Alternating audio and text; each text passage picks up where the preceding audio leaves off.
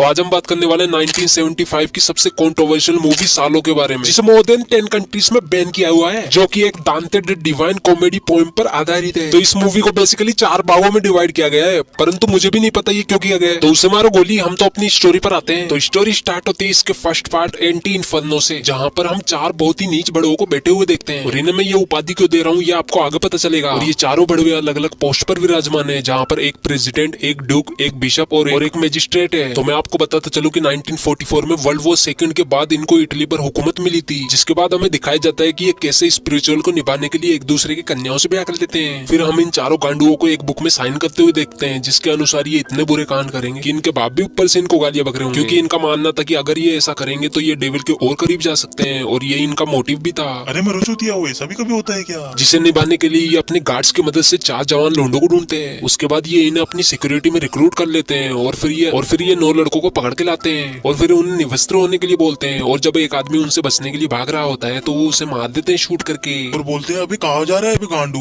और फिर ये 9 लड़कियों को लाकर उन्हें भी नग्न कर देते हैं। फिर हम ईवा की माँ को उससे बचाते हुए ले जाके भागते हुए देखते हैं, जिसके बाद उन 4 बड़वों के सिक्योरिटी गार्ड भी इनका पीछा करने लगते हैं। और यहाँ पर ईवा की माँ समझ जाती है कि वो इनसे नहीं बचने पाले, और दोनों मरने की कोशिश करने लगते हैं, जहाँ पर उसकी माँ तो मर जाती है, लेकिन वो लोग ईवा के पकड़ के उसे बचा लेते हैं। और इस तरीके से अब उसके मेंशन में 8 लड़के और 9 लड़कियां बची हुई थी। तो इस तरीके से इस संस्कार मूवी का पहला पार्ट खत्म हो जाता है। और चलिए अब सेकंड पार्ट की माँ की यहाँ करते हैं, यानी कि सर्कल ऑफ मैनिएक। और ये पार्ट भी दांते द डिवाइन पोएम पर आधारित है। इस पार्ट के शुरू होते ही हम उन चारों बड़वों को 4 नई प्रोस्टिट्यूट को उस मेंशन में लाते हुए देखते हैं, जहाँ पर ऑलरेडी वो 17 गुलाम पहले से ही मौजूद थे। और उन प्रोस्टिट्यूट को वो आदेश देते हैं कि वो सभी एक एक आकर उन 17 गुलामों के साथ उन चारों बड़वों को भी गंदी गंदी कहानियां सुनाएं, ताकि इन कहानियों को सुनकर वो गुलाम आपस में मास्टरबेट करने लगे। और फिर हमें पता चलता है कि ये चारों बेटचोद खुद तो कानून नहीं मानते, और ये इन 17 गुलामों के लिए कानून बना रखे हैं, जिसके अकॉर्डिंग कोई भी गुलाम अपने जैसे लिंग या विपरीत लिंग के साथ गुलगुलू नहीं कर सकता। और इस दौरान इन सभी गुलामों को नेकेड ही रहना पड़ेगा, और ना ही ये भगवान का नाम ले सकते हैं, ना ही कुछ गलती कर सकते हैं। और फिर प्रोस्टिट्यूट अपने जीवन के सारे कस्टमरों के बारे में इनको बताने लगती है, जिससे गुलामों को भलाई घंटा फर्क न पड़ा हो, लेकिन वो चारों बड़े उत्तेजना से भर जाते हैं, और किसी भी मेल या फीमेल गुलाम को समय समय पर खुराक देने के लिए कमरे में भी ले जाते हैं। और फिर इस प्रोस्टिट्यूट की कहानी से मोटिवेट होकर वो मजिस्ट्रेट एक लड़की को मास्टरबेशन करने के लिए बोलता है। और क्योंकि वो लड़की बहुत ही ज्यादा छोटी होती है तो उसे पता ही नहीं होता कि मास्टरबेशन होता क्या है, और मनी मन उसे डॉग बोलने लगती है। और इन सब से तंग आकर वो किसी तरीके से वहां से निकलकर भागने लगती है। फिर मजिस्ट्रेट के साथ साथ कुछ गार्ड्स भी उसका पीछा करने लगते हैं, और गार्ड्स आगे जाके उसे पकड़ भी लेते हैं। और अब वो उसके साथ क्या करेंगे ये हमें आगे पता चलेगा। फिर हम सभी को एक रूम में खाना खाते हुए देखते हैं। फिर एक गार्ड एक लड़की को नीचे पड़ी हुई रिंग उठाने के लिए बोलता है, और इसी बात का फायदा उठाकर वो अपना सामान उसकी तिजोरी में रख देता है। और इस प्रक्रिया को देखकर पता नहीं उस बड़वे को क्या ही चुल मस्ती है कि वो अपने दोनों सेव ले जाकर उस आदमी को दे देता है, और बोलता है इसे भी काटो।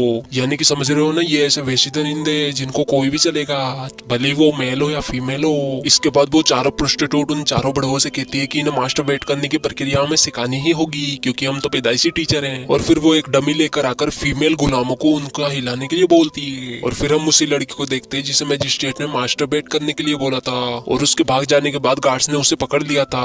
और फिर हम उस लड़की की डेड बॉडी को देखते हैं जिसे उन लोगों ने गला काट कर मार दिया था। और वो सभी गुलामों को वार्निंग भी देते हैं कि अगर किसी ने भी यहाँ से भागने की कोशिश करी तो उसका भी असर यही होगा। और फिर हम मजिस्ट्रेट को देखते हैं जो कि अपने कूलों को चेयर पे से उठा लेता है, और बोलता है कि अब हमें इसमें से एक मेल और फीमेल को चूज करके उनका ब्याह कराना चाहिए। फिर वो इन दोनों का शुभ मंगल विवाह कर देते हैं, और उसके बाद उन दोनों को आपस में गुलगुलू करने के लिए एक रूम में छोड़ देते हैं। और जब वो दोनों इस बात को मानकर गुलगुलू करने लगते हैं तो पीछे से तो उन 4 बड़वों में से 2 बड़वों से रहा नहीं जाता, और वो वहां पर आकर उन दोनों को रोक देते हैं। ये तो बड़ी बात हो गई, हाथ आया पर सामान न लगाया। फिर उसके बाद ये दोनों बड़वों उन दोनों के साथ इस क्रिया को संपन्न करने लगते हैं। उसके बाद ये चारों बड़वों उन फीमेल्स गुलामों को डॉग की तरह ट्रीट करने लग जाते हैं, डॉग की तरह खाना खिलाते हैं। और जब एक लड़की नहीं खाती तो उसके खाने में कील मिलाकर उसे खिला देते हैं, जिसकी वजह से उसके मुंह में से भी ब्लड आने लग जाता है। अब हम करते हैं इसके थर्ड पार्ट को एक्सप्लेन, जिसका नाम था सर्कल ऑफ शेट। तो ये वाला पार्ट काफी ज्यादा डिस्कस्टिंग हो सकता है, और अगर आप कमजोर दिल वाले हो तो आप इस पार्ट को स्किप कर सकते हो, लेकिन मैं आपको रिकमेंड करूंगा कि आप इस वीडियो को पूरा वॉच करें। तो दोस्तों अब थर्ड पार्ट स्टार्ट होता है, जहाँ पर सिग्नोरा मैगी नाम की सेकंड प्रोस्टिट्यूट आती है, और अब वो अपने बारे में सभी को बताने लगती है। वो बताती है कि एक बार उसे अपनी माँ को ही मारना पड़ा था, जिस पर मजिस्ट्रेट बड़वा अपनी अपाइज बुद्धि से बोलने लगता है कि सैक्रिफाइस तो देना ही पड़ता है, इवन लोग बेवकूफ है जो कि माँ को ही सब कुछ अपना मानते हैं। फिर ईवा, जिसकी माँ ने मूवी के स्टार्टिंग में अपनी जान का सैक्रिफाइस करके उसको बचाने की कोशिश की थी, अपनी मॉम को याद करके रोने लगती है, जिस पर मजिस्ट्रेट काफी ज्यादा गुस्सा हो जाता है। और अब ईवा भगवान का नाम भी लेने लग जाती है, जो कि उन बड़वों की नजरों में में एक बहुत ही बड़ा पाप था और अब गुस्साया मजिस्ट्रेट अपना पजामा खोल के वहीं पर सबके सामने शीट कर देता है और अब वो ईवा को उसे खाने के लिए बोलता है और मजबूरन ईवा को ये डिस्गस्टिंग चीज करनी ही पड़ती है। और इस सीन को देखकर मुझे भी दीपक कलाल की एक लाइन याद आ जाती है,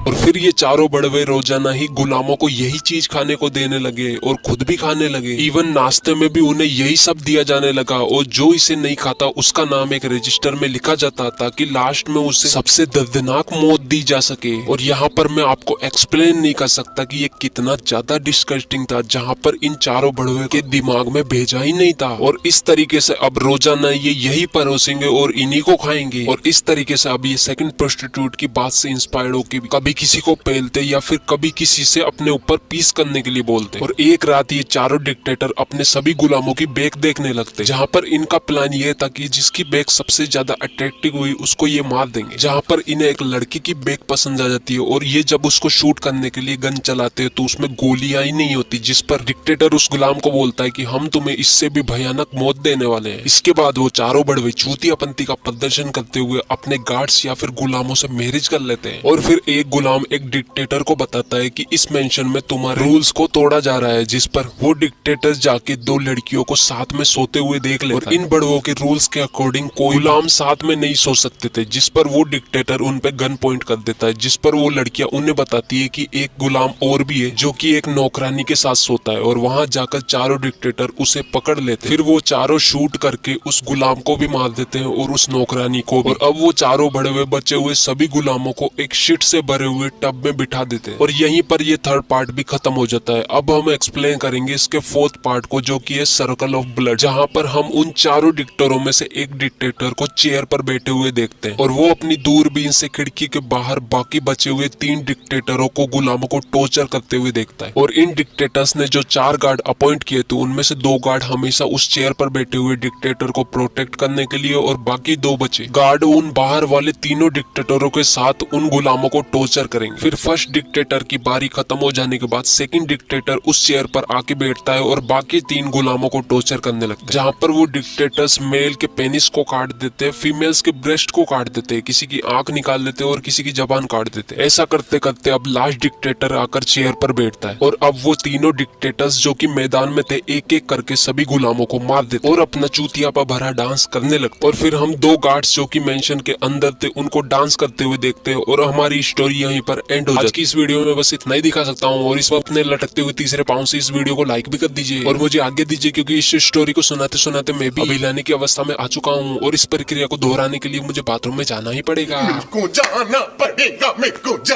पड़ेगा।